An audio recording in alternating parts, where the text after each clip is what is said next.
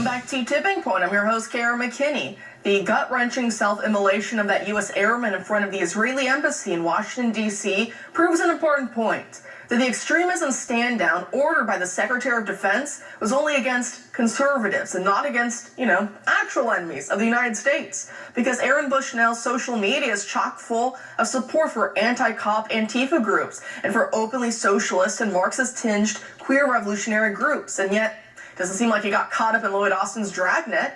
Bushnell even mocked the recent deaths of the 3 American service members killed in their sleeping quarters in Jordan by a drone sent by Iranian-backed militia forces. By referencing this meme of Top Gear's Jeremy Clarkson, who feigned concern about the delay of a car he didn't like. Watch. Bad news. What? Your Sandero. It's delayed. Oh no. Anyway, last week... Imagine making that nasty joke in reference to dead American troops, reservists, and thinking you're the good guy. And we're supposed to believe his act of self-immolation was because he just cared so much about the plight of others thousands of miles away in Gaza. But he couldn't even show an ounce of sympathy for his fellow Americans, for those he served alongside, at least figuratively.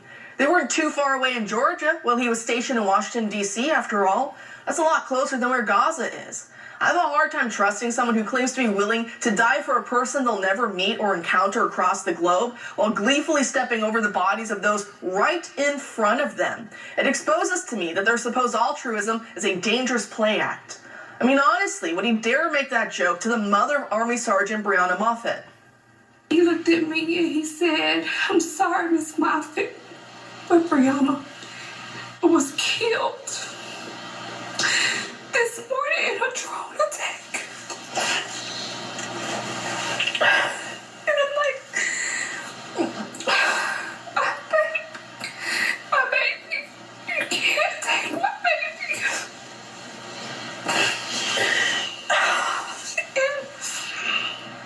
And she's gone. She's not coming back.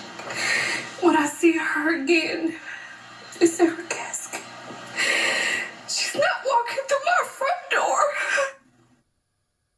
It's tough to watch, and we pray for the repose of Breonna's soul and for the family she leaves behind. Now, going back to the Lloyd Austin point from a few moments ago, this Red State piece puts it well. It says, quote, "Days after the occasionally AWOL Secretary of Defense assumed control of the armed forces of the regime, he ordered a stand-down to combat extremism in the ranks. No one had really seen examples of extremism, but with all those white guys, they knew it was there. In fact, former Red Stater Stu Svirk noted that the documents guiding the stand-down pointedly ignored leftist terror groups and seemed to focus on grievances Austin, had accumulated since he was a West Point cadet. Indeed, it fast became obvious that no one in the military cared about the communists or anarchists, just waiting for the order to gun down fellow citizens. They didn't even bother to hide. In the end, the results were so counter to the narrative that the DOD had seeded in the media that the report was suppressed until made public by a FOIA, end quote. Is it any surprise that in this political climate that recruitment is way down for the armed forces? The situation is so dire for the Army, at least, that they're slashing 24,000 jobs from their ranks. Joining us now to discuss is military defense attorney Davis Yance. Davis, thanks for being here tonight.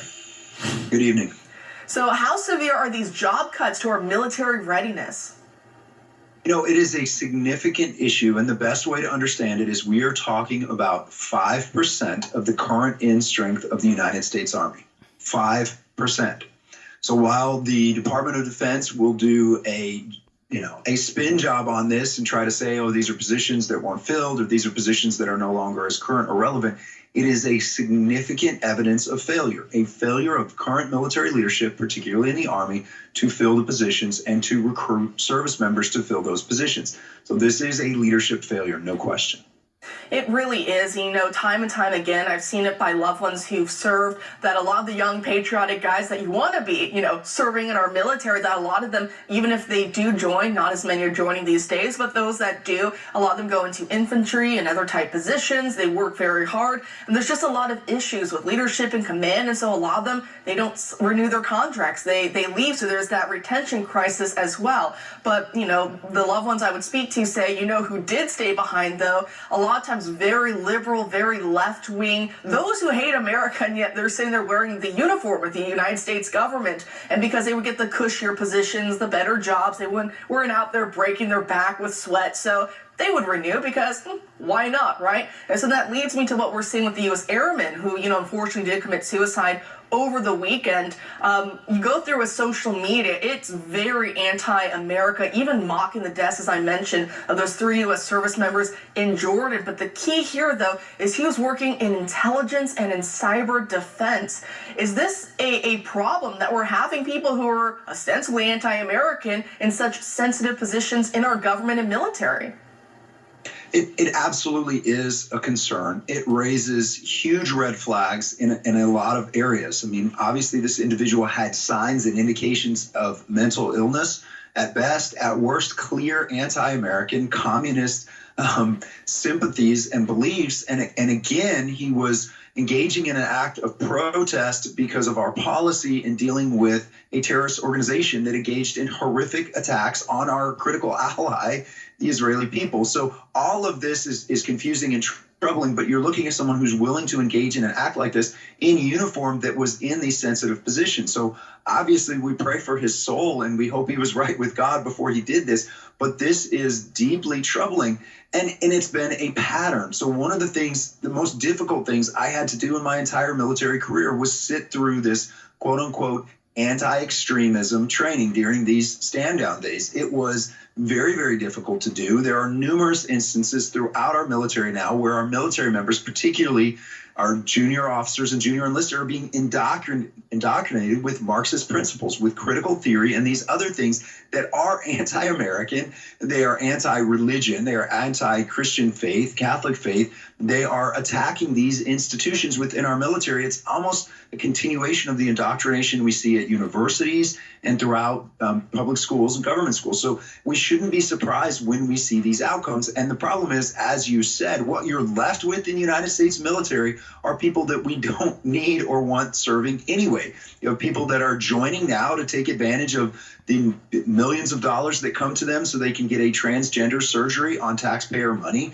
so they can have access to abortions and take leave to go get abortions on taxpayer dollars. And you have people that are hiding mental illnesses or past mental health treatment in order to get into the military and take advantage of the military medical care. I mean, those are the type of people that we're seeing stay behind, whereas those who have a desire to serve, true patriots who are fit, ready, and capable, are afraid to stay in the military because they don't understand where it's going, and they're afraid if they express views consistent with traditional American values or their Christian faith, they will be targeted, they will be subjected to complaints, and they will be fired from the military under adverse situations. None of those hypotheticals are simply hypotheticals. Those are all cases I'm thinking of based on my law practice that I've seen and experienced.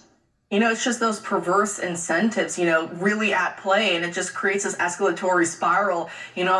What comes to my mind also is that famous or infamous picture, maybe you've seen it floating around online, but a West Point cadet who was graduating, and he's in his full uniform, military United States uniform, and he has his cap, and it's flipped around on the inside of the cap. What he has was the hammer and sickle, the same that was carried by the USSR, by, an open enemy of the United States before it's collapsed under its own weight.